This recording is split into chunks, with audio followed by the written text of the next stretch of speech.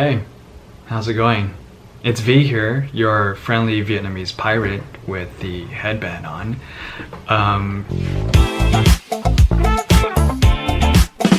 Today is about the spirit of Giving Tuesday. Yes, Giving Tuesday, everybody's favorite holiday. It's my favorite holiday. In the light of in the light of Giving Tuesday, I want to highlight some of the most notable organizations that I personally admire and have been an inspirational force in just bettering our local community, right?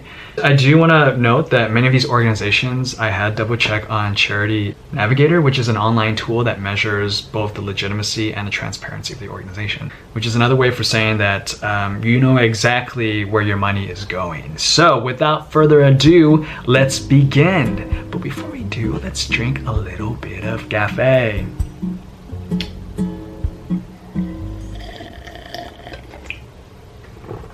Oh shoot, I blew my cover. It's actually tea. You probably saw that little tea string there. Okay, so let's continue. Vietnamese Pirate V, here we go. Does that make it look like a pirate?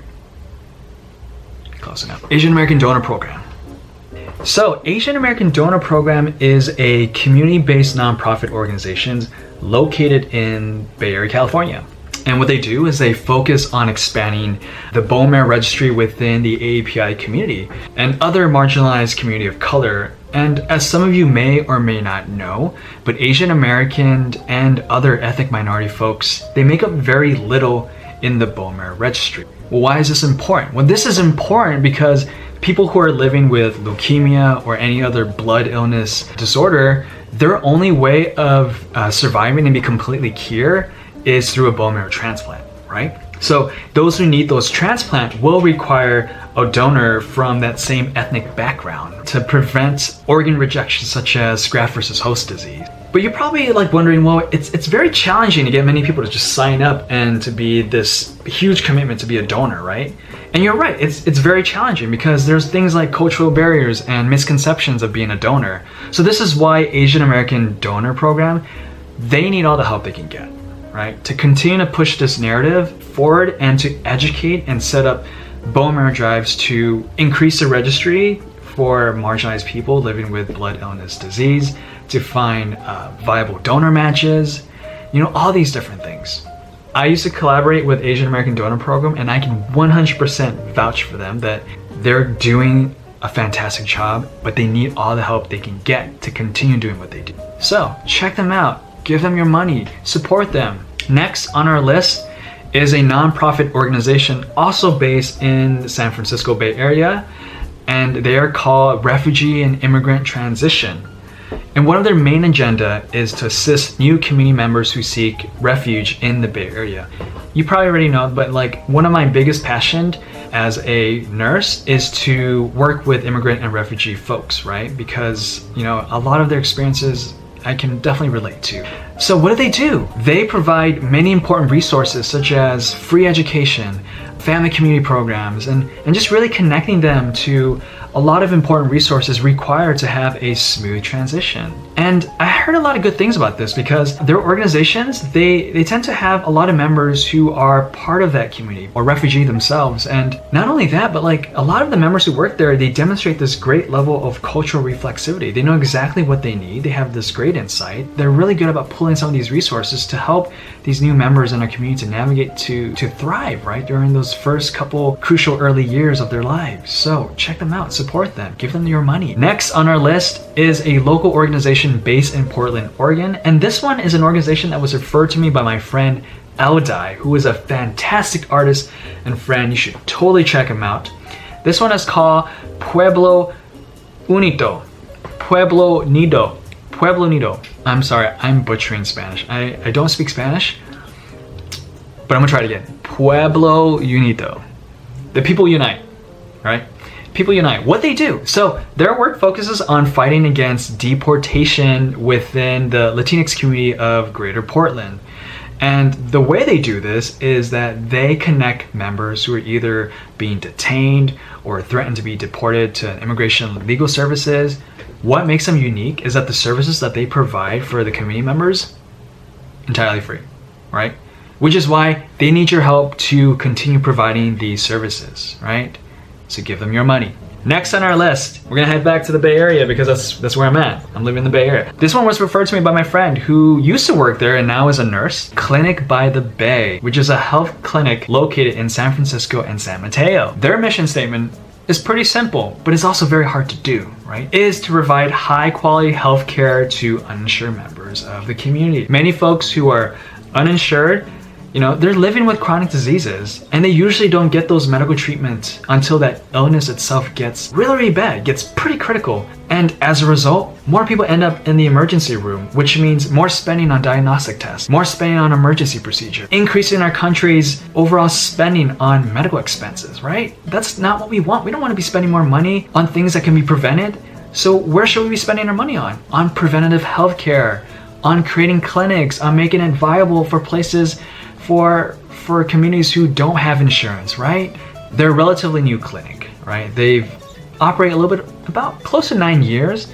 But what I like about them is that many of the members who work here are also very culturally sensitive too as well. And they also have mental health counseling for those who need it, right? So good job, Clinic by the Bay. Give them your money. Okay, so you're probably thinking, well, V, I don't live in those areas. Do you have any other organization that is not geographically specific? Well, I'm glad you asked. And this one's actually a pretty fun one. Project Yellow Dress. This was referred to me by my friend Julia Ha and Olivia Chak Wing, who are both pioneer members of Project Yellow Dress. What is Project Yellow Dress? Well, it is an online platform that provides space for Southeast Asian folks to share their stories about experiences of trauma, transitions, and heritage. They're a very small team, but they've got a huge vision. And I met so many amazing members and friends and creative folks out there through Project Yellow Dress. I even had the privilege of being one of their interviewees, and if you're interested in checking that out, link is right below. The cool thing is they're kind of based everywhere, right? They're based in the West Coast, they're based in the East Coast, they're based in the Mid Coast. That's not a coast. Another cool thing about Project Yellow Dress is that they're very vocal about which organizations they support. So I'm always constantly learning about all these wonderful grassroots organizations that focuses on things like immigration, social justice for Southeast Asian folks and the Black community, providing healthcare, all these different things that we should be really focusing our attention to, okay? So go check them out, projectyellowdress.com. Yo, let's talk about food. I want to talk to you about one of my homies' food place. It's a food truck called Manna PDX. This gem is located in Portland, Oregon, and it's started by a power couple, Richard Scaryboy and his wife, Sophia. And what I like about what they do is that they are elevating the Vietnamese food scene. And when I sat down and talked to Richard a few months ago, we were talking about this concept of food racism, right? Of how Vietnamese food seems to be fixed in this particular price range of around $6 to $7 a bowl of pho or $3 for banh mi. Really kind of depends on where you live. But when a Vietnamese inspired restaurant that's owned by white folks, they charge an arm and a leg, and people will eat that. People will go there and check it out. Yo, check out your Vietnamese own restaurant, okay? Matta PDX, that's the solution. What they do is they create high quality food with fair prices. And don't expect coming to Matta PDX for pho and banh mi. Nah, don't expect that, okay? What they're doing is they're trying to break away from those flagship dishes, right? Trying to break away from that. So what Richard and Sophia is doing is that they're both introducing dishes to the general public, like meatball call, Dala fried chicken, jiao ga, pandan donuts.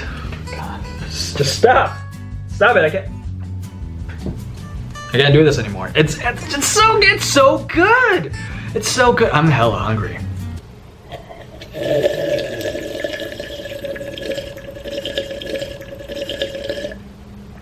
Okay, I think I'm well caffeinated. You want to talk about food? Let's talk about Taco Sincero. Taco Sincero. Taco Sincero is a taco pop-up located in Oakland, California.